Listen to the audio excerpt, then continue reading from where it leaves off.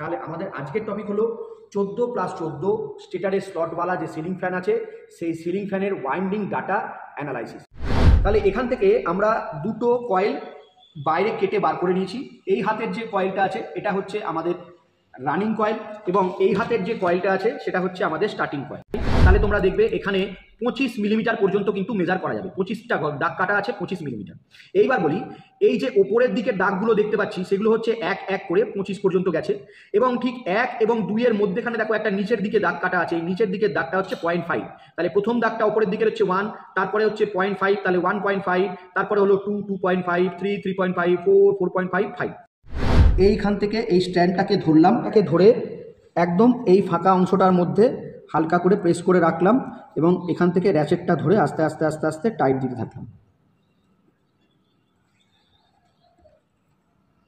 Hello সুপ্রিয় দর্শক, আপনাদের সামনে আমি সুদীপ্ত বণিক, আর আপনারা পুনরায় দেখছেন আমার electrical study related YouTube channel Sudipto's electrical academy. আমি প্রত্যেকদিন আপনাদের জন্য ইলেকট্রিক্যাল স্টাডি বেসড ভিডিও নিয়ে আসি।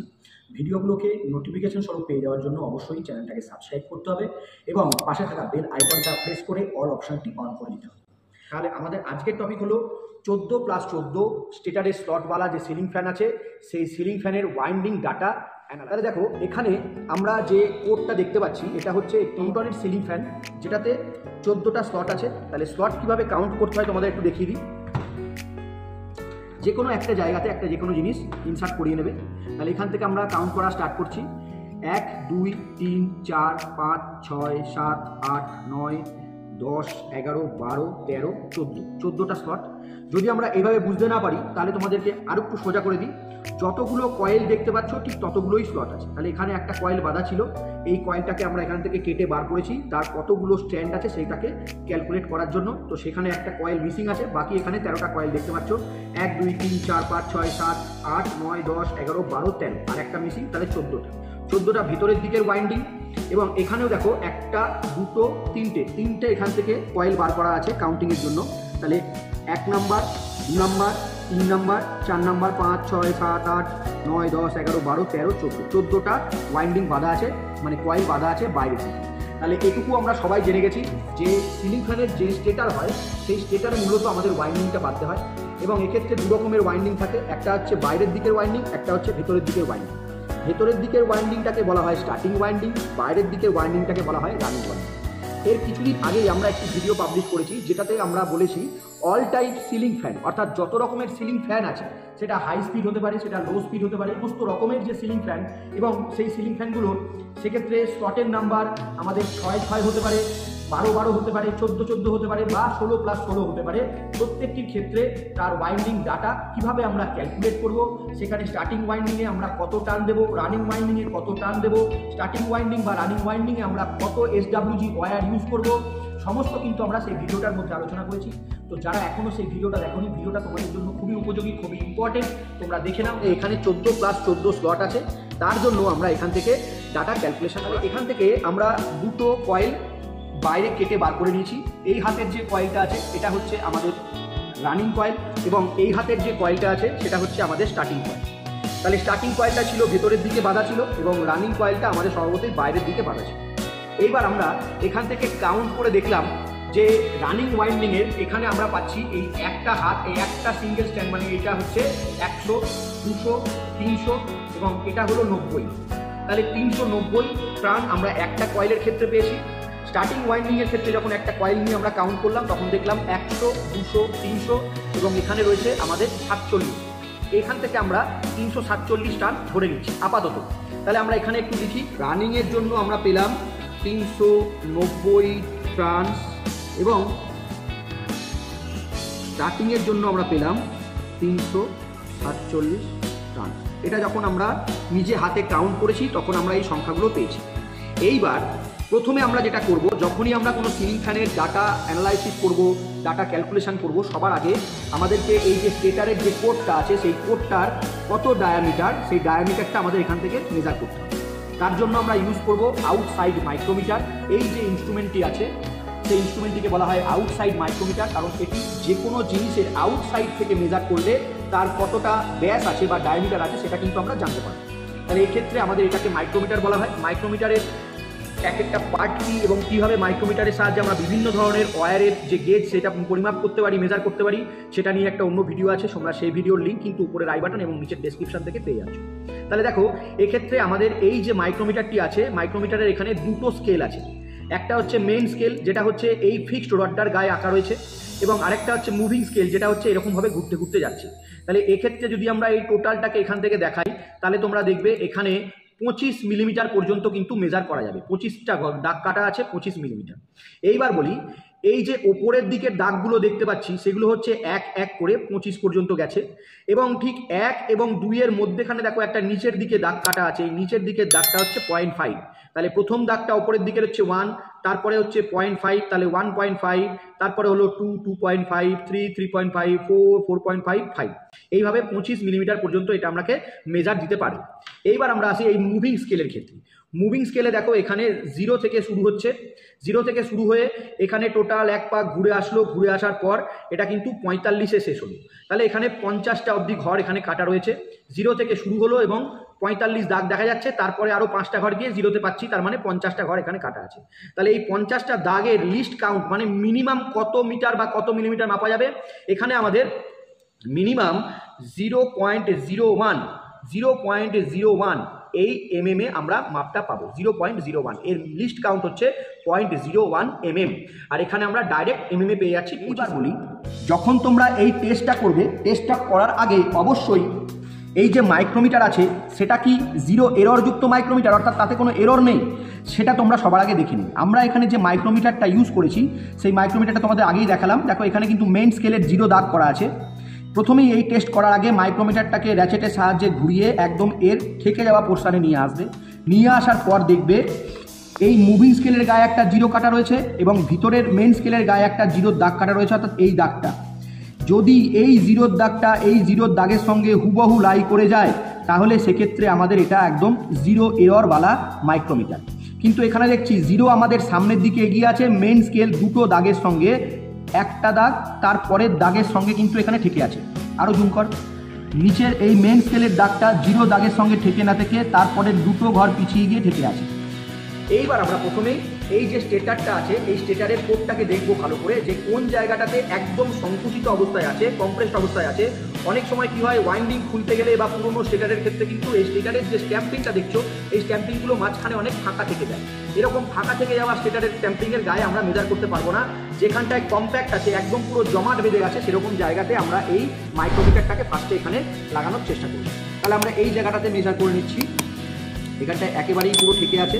তাহলে মাইক্রোমিটারটাকে এইভাবে ধরতে হবে এবং স্টেটারটাকে এইভাবে রেখে মাইক্রোমিটারের এই যে র্যাচেট আছে বা মুভিং স্কেল আছে, তোমরা এইভাবে ধরে ধরে আস্তে আস্তে আস্তে আস্তে করে এটাকে ঘোরাবে। এইভাবে র্যাচেট ধরে ধরে ঘোরাবে, র্যাচেট ধরে ধরে ঘুরিয়ে ঘুরিয়ে ঘুরিয়ে ঘুরিয়ে এটাকে একদম পুরো গায়ের সঙ্গে মিশিয়ে নিয়ে আসবে।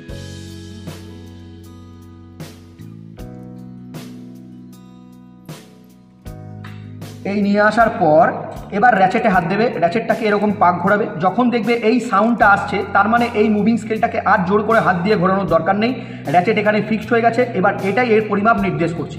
তাহলে এবার আমরা মাপটা দেখিয়ে দিই, মাপটা কীভাবে পাচ্ছি। দেখো, এক্ষেত্রে আমাদের এই যে মাপটা লেখা আছে 0, 5, 10, তাহলে 10 অবধি গেছে। তারপরে এসছে কত, 1, 2, 3 এবং তারপরে আরেকটা দাগ। এটাকে যদি আরেকটু কষা যায়, কষা যাচ্ছে কি? হ্যাঁ যাচ্ছে। এটা কিন্তু এখনও প্যাঁচ যাচ্ছিল। তাহলে আমরা এই র্যাচেটটাকে যদি এখন ঠিক করে ঘোরাই, এখানে এই বিপ সাউন্ডগুলো আসছে, ক্লিক ক্লিক সাউন্ড আসছে এবং এখানে আমরা দেখতে পাচ্ছি এটা একদমই 10-এর পরে 1, 2, 3 নাম্বার ঘরে গিয়ে কিন্তু টাচ করে আছে, 3 নাম্বার ঘরে গিয়ে টাচ করে আছে। তার মানে এটা কত পেলাম? 13 মিলিমিটার। এই যে কোডটা আছে স্টেটারের কোড, তার মাপ হচ্ছে 13 মিলিমিটার। তাহলে আমরা এখান থেকে মাপটাকে লিখে নিই, stator stamping 13 millimetre.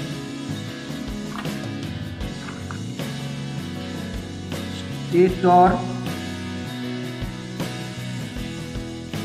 Stumping 30 millimetre. এবার আমাদের ফার্স্টে স্টেটাস স্ট্যাম্পিংয়ের মান বের করে নিতে হবে। এইবার স্টেটাস স্ট্যাম্পিংয়ের মান বের করে নেওয়ার পর আমরা মাইক্রোমিটারটাকে এখান থেকে রিমুভ করিয়ে নেব। দিয়ে এখান থেকে আমরা কাটারের সাহায্যে হোক, এখানে আমরা 3 সিট কাটার নিয়েছি, এই কাটার দিয়ে আমরা এর এক একটা কয়েলের মধ্যেখানে ইনসার্ট করিয়ে এটাকে কেটে এখান থেকে কয়েলটাকে বার করে দিয়েছি। এবার এটা হলো বাইরের দিকের কয়েল, অর্থাৎ রানিং কয়েল, এবং এটা হচ্ছে ভেতরের দিকের কয়েল, হচ্ছে স্টার্টিং কয়েল।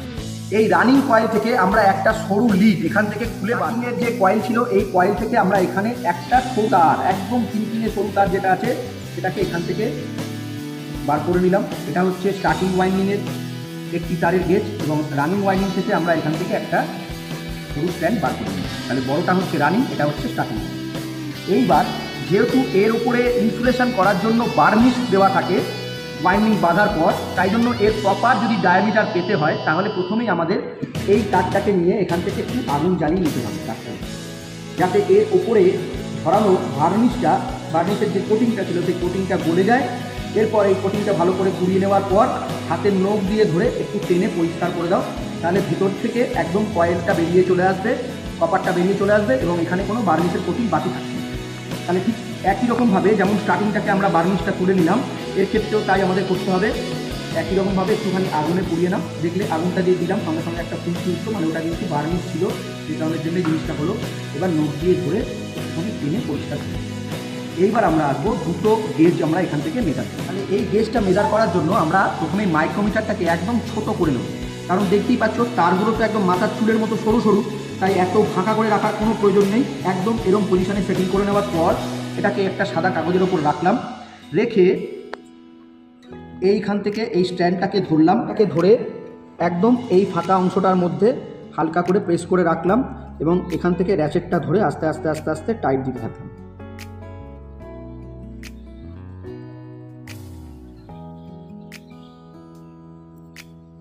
এই দেখতে পাচ্ছ তোমরা কয়েলটার যে একটা স্ট্যান্ড সেটা কিন্তু আমরা এখানে লাগিয়ে নিয়েছি। এবার এটাকে এখানে আটকে দেওয়ার পর আমরা এখান থেকে এই র্যাচেটটাকে যখন সাউন্ড চলে আসে তখন আমরা এটাকে আর ঘোরানোর দরকার নেই, এর মাপটা এখান থেকে কাউন্ট করব। তাহলে এখান থেকে আমরা মাপটা কাউন্ট করলাম, এটা হচ্ছে রানিং ওয়াইন্ডিংয়ের এখানে আমরা গেজ ডায়ামিটার পাচ্ছি হচ্ছে, দেখো এই যে জিরো কাঁটাটা, এই জিরোর কাঁটাটা মেন স্কেলের যে জিরো কাঁটাটা রয়েছে সেই কাঁটাটা এখানে এসে 15 দাগের সঙ্গে ঠেকেছে, তার মানে এখানে 0.15 mm, এটা হচ্ছে রানিং ওয়াইন্ডিং। এবার আসবো স্টার্টিংয়ের ক্ষেত্রে। তাহলে সেরকমভাবে ওয়্যারটাকে আমাদের এখান থেকে কালেক্ট করতে হবে।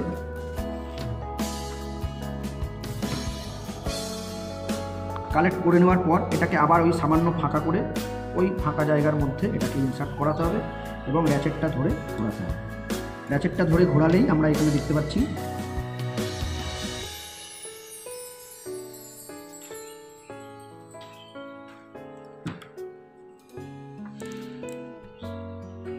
তাহলে এক্ষেত্রে দেখতে পাচ্ছি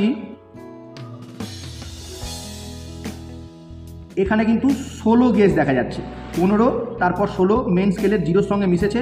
তাহলে এক্ষেত্রে আমরা পাচ্ছি 0.16 mm। এইবার বলি, যখন তোমরা এই টেস্টটা করবে, টেস্টটা করার আগে অবশ্যই এই যে মাইক্রোমিটার আছে সেটা কি জিরো এররযুক্ত মাইক্রোমিটার, অর্থাৎ তাতে কোনো এরর নেই, সেটা তোমরা সবার আগে দেখে নিই। আমরা এখানে যে মাইক্রোমিটারটা ইউজ করেছি সেই মাইক্রোমিটারটা তোমাদের আগেই দেখালাম। দেখো এখানে কিন্তু মেইন স্কেলের জিরো দাগ করা আছে। প্রথমেই এই টেস্ট করার আগে মাইক্রোমিটারটাকে র্যাচেটের সাহায্যে ঘুরিয়ে একদম এর থেকে যাওয়া পোর্শনে নিয়ে আসবে। নিয়ে আসার পর দেখবে এই মুভিং স্কেলের গায়ে একটা জিরো কাটা রয়েছে এবং ভিতরের মেইন স্কেলের গায়ে একটা জিরোর দাগ কাটা রয়েছে, অর্থাৎ এই দাগটা যদি এই জিরোর দাগটা এই জিরোর দাগের সঙ্গে হুবহু লাই করে যায় তাহলে সেক্ষেত্রে আমাদের এটা একদম জিরো এররওয়ালা মাইক্রোমিটার। কিন্তু এখানে দেখছি জিরো আমাদের সামনের দিকে এগিয়ে আছে, মেইন স্কেল দুটো দাগের সঙ্গে একটা দাগ তারপরের দাগের সঙ্গে কিন্তু এখানে ঠেকে আছে। আরও জুম কর, নিচের এই মেইন স্কেলের দাগটা জিরো দাগের সঙ্গে ঠেকে না থেকে তারপরে দুটো ঘর পিছিয়ে গিয়ে ঠেকে আছে। তাহলে এখানে আমরা যে এমএমগুলো হিসাব করেছি তার থেকে আমাদের 0.02 mm করে এখানে আমাদের মাইনাস করে দিতে হবে। এক্ষেত্রেও তাই 0.02 mm, এক্ষেত্রেও তাই মাইনাস করে দেবো। তাহলে এখানে আমরা পেয়ে যাব 0.13 mm আর এখানে পাবো 0.14 mm। তাহলে এবার আসছি, দেখো রানিং ওয়াইন্ডিংয়ের জন্য আমরা গেজ পেলাম 0.13 mm। তাহলে এবার আমাদের এখানে ওয়্যার গেজের যে চার্ট আছে সেই চার্ট অনুযায়ী আমরা ফলো করে, এখানে দেখো চার্টে আমরা দেখতে পাচ্ছি 0.13 mm কোথায় আছে। তাহলে 0.13 mm, 0.132 যাই হোক তা থাকবে, কিন্তু প্রথম দুটো ডিজিট মেলাতে হবে। 0.13 mm, তাহলে 0.13 mm এর জন্য আমরা এখানে কত গেজের তার ইউজ করেছি, 39 SWG গেজের ওয়্যার আমরা ইউজ করব এবং কত টান দেবো সেটা আমরা পরবর্তী ক্ষেত্রে আসছি। এবার আসছি স্টার্টিং ওয়াইন্ডিংয়ের ক্ষেত্রে। স্টার্টিং ওয়াইন্ডিংয়ের ক্ষেত্রে যে মানটা পেয়েছি সেটা হচ্ছে 0.14, তারপরে আরও সামথিং ছিল। এখানে যেহেতু 0.14-এর কোনো মান নেই, এটাকে 0.15 ধরবো, তাহলে আমরা এক্ষেত্রে 0.15 ধরে কাজ করব। 0.15-এর জন্য আমরা এখানে 38 নাম্বার SWG ওয়্যার ইউজ করতে পারি। যদি আমরা চাই তাহলে সেক্ষেত্রে 38 ইউজ না করে আমরা কিন্তু 39 SWG ওয়্যারটাও ইউজ করতে পারি। এইবার আমরা আসছি স্ট্যাম্পিং অনুযায়ী কতগুলি করে টান দেয়। তাহলে আমাদের স্ট্যাম্পিংয়ের আমরা মান পেয়ে হচ্ছে, তাহলে এই 13 mm এখানে খৈতান ফ্যানের একটি ডাটা দেওয়া আছে। আমাদের এখানে যেহেতু ক্রম্পটন ফ্যান, তার সঙ্গে ডাটা একটু হয়তো ক্ল্যাশ করলেও করতে পারে, একটু আপ ডাউন থাকবে। তাহলে এক্ষেত্রে আমাদের 36 আমাদের স্টার্টিং কয়েলের জন্য SWG ইউজ করতে বলছে, রানিং কয়েলের জন্য আমাদের ইউজ করতে বলছে 36। সেক্ষেত্রে রানিং কয়েলের ক্ষেত্রে আমাদের 440 টান দিতে বলছে এবং স্টার্টিং ওয়াইন্ডিংয়ের ক্ষেত্রে আমাদের 400 টান দিতে বলছে। কিন্তু আমরা যে ওয়াইন্ডিং এখান থেকে গুনেছি সেখানে আমরা দেখেছি যে রানিংয়ের ক্ষেত্রে এখানে আমাদের এসছে 390 টান, আর এখানে স্টার্টিংয়ের ক্ষেত্রে আমাদের এসছে 350 টান। তাহলে আমরা এবার এই যে ডাটাটা 350 এবং 390 সেটাকে আমরা গুগলে সার্চ করে দেখে নেব। তাহলে গুগলে সার্চ করে দেখে নেওয়ার জন্য গুগল ক্রোম এখান থেকে ওপেন করে নিচ্ছি। তাহলে এখানে আমরা 0.13 mm SWG দেখব। 0.13 mm ইন SWG। তাহলে 0.13 mm ইন SWG যখনই আমরা গুগলে সার্চ করলাম, সঙ্গে সঙ্গে আমাদের এখানে একটা চার্ট চলে আসবে। এই ইন্টারফেসটা খুলবে। এই ইন্টারফেসটা খোলার পর আমরা এখান থেকে চলে আসবো নিচে 0.13। তাহলে 0.13 এই যে 0.13 mm, তার জন্য হচ্ছে আমাদের 39 SWG ওয়্যার ইউজ করতে বলছে। 39 SWG ওয়্যার আমরা এখান থেকে অলরেডি মাপ থেকে পেয়ে গেছি। 39 SWG ওয়্যার ইউজ করতে হবে। তাহলে 39 SWG ওয়্যার আমাদের ইউজ করতে হবে। এবার আসি হচ্ছে রানিংয়ের ক্ষেত্রে। রানিংয়ের ক্ষেত্রে হচ্ছে 0.14 mm। তাহলে এটা 14 না ধরে আমরা 0.15 mm ধরে কাজ করব। তাহলে 0.15-এর জন্য দেখো এখানে কিন্তু গুগলে দেখা যাচ্ছে 38 SWG আমাদের ইউজ করতে বলছে। তাহলে এক্ষেত্রে আমরা ইউজ করব 38 SWG। এইবার আমরা আসবো যে আমাদের এখানে এই চার্ট অনুযায়ী 400 টান দেওয়ার কথা স্টার্টিং কয়েলে, রানিং কয়েলে হচ্ছে 440। কিন্তু আমরা এর আগের একটি ভিডিওতে তোমাদের সঙ্গে আলোচনা করেছিলাম, সেখানে বলেছি যত ধরনের সিলিং ফ্যান মার্কেটে আছে রানিং কয়েলের ক্ষেত্রে রানিং কয়েল টোটাল টার্ন সেখানে হয়ে থাকে 5500 এবং স্টার্টিং কয়েলের ক্ষেত্রে টোটাল টার্নস হয়ে থাকে 5000। তাহলে এখানে স্লট কত আছে? স্লট আছে হচ্ছে 14 + 14 স্লট। তার মানে যদি আমরা এখান থেকে হিসাব করি 5500 টান হচ্ছে টোটাল কয়েলের জন্য, মানে 14খানা কয়েলের টোটাল কয়েলের টান হচ্ছে 5500। 5500-কে যদি আমরা এখানে 14 দিয়ে ডিভাইডেড করি তাহলে আমাদের এখানে এসে দাঁড়াচ্ছে 92.85। আমরা তার কাছাকাছি একটা মান ধরে নিয়েছিলাম 390 টান, যেটা আমাদের দোকান থেকে কাউন্টিং করার পর এসেছিল। আর আমরা বলেছিলাম যে স্টার্টিংয়ের ক্ষেত্রে এইটাই আমাদের 10% লেস হয়ে যায়। তাহলে সেক্ষেত্রে আমাদের 5000 টান ধরলেই হবে। 5000-কে 14 দিয়ে এখানে যদি আমরা ভাগ করে দিই, ডিভাইডেড করি, তাহলে আমাদের এসে যাচ্ছে 357। আমাদের এখানে টান শেষ ছিল 347। আমরা তার একজ্যাক্ট স্ট্যান্ডার্ড মাপ ধরে নিয়েছিলাম 350 টান। তাহলে স্টার্টিং ওয়াইন্ডিংয়ের ক্ষেত্রে আমাদের নিতে হবে 350 টান, রানিং ওয়াইন্ডিংয়ের ক্ষেত্রে আমাদের নিতে হবে 390 টান। রানিং ওয়াইন্ডিংয়ের টান সংখ্যা বেশি, রেজিস্ট্যান্সের মান কম, তাই জন্য তার গেজও বেশি, তারটা একটু মোটা রানিং ওয়াইন্ডিংয়ের তুলনায়। কিন্তু SWG নাম্বার হিসাবে যত বেশি নাম্বার তত তার গেজ কম, মানে তার ডায়ামিটার কম। যত কম নাম্বার তার ডায়ামিটার তত বেশি। তাহলে 39 SWG ওয়্যার দিয়ে আমাদের রানিং ওয়াইন্ডিংটা বাঁধতে হবে এবং 38 SWG ওয়্যার দিয়ে আমাদের স্টার্টিং ওয়াইন্ডিংটা বাঁধতে হবে। তবে এখনকার দিনের ক্ষেত্রে যে সমস্ত সিলিং ফ্যানগুলো আমরা মার্কেটে দেখি সেক্ষেত্রে কিন্তু সব ক্ষেত্রেই 39 + 39, 36 + 36, 35 + 35 এরকম SWG ওয়্যার ইউজ করা যেতে পারে।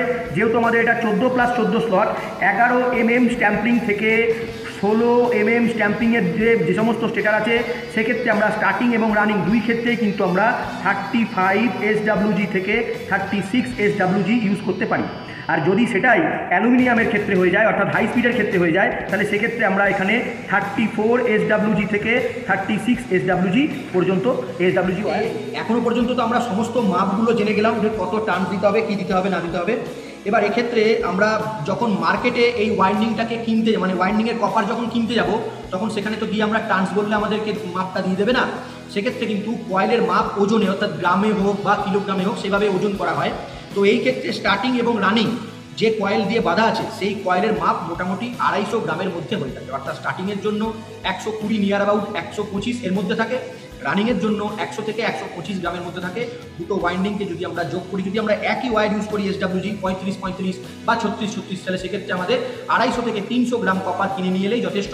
সেটা দিয়েই আমরা দুটো ওয়াইন্ডিং কিন্তু ইজিলি এখান থেকে আমরা বেঁধে দিই। আশা করি এতক্ষণ ধরে এই ঘাম ঝরিয়ে অক্লান্ত পরিশ্রম করে তোমাদের কাছে যে ভিডিওটা রিপ্রেজেন্ট করলাম, যদি ভিডিওটা তোমাদের কাছে ইনফরমেটিভ লেগে থাকে, যদি ভিডিওটা থেকে তোমরা কোনো পার্টিকুলার ডাটা তোমাদের পছন্দ হয়ে থাকে, বুঝে থাকো তোমরা কিভাবে আমরা ক্যালকুলেট করবো, এই চার্টগুলো যদি তোমরা পেতে চাও, কিভাবে তার SWG থেকে আমরা MM এ ট্রান্সফার করবো, সেখান থেকে আমরা স্ট্যাম্পিং এর মাপ পাবো, MM এর গেজ আমরা ইউজ করবো, কত টার্ন ইউজ করবো, সেগুলো পেতে গেলে কিন্তু অবশ্যই এই ভিডিওটা তোমাদের দেখতে হবে। এবং ভিডিও ডেসক্রিপশন বক্সে সমস্ত কিছু লিঙ্ক দেওয়া থাকছে, লিঙ্কগুলো তোমরা প্রেস করলেই এই ডাটাগুলো তোমরা নিজের ফোনে সেভ করে নিতে পারবে।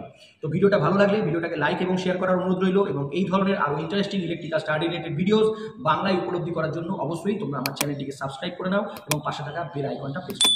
দেখা হচ্ছে পরের দিন, ততক্ষণ পর্যন্ত সকলেই ভালো থাকো, সুস্থ থাকো এবং সকলকে ভালো রাখো। নমস্কার।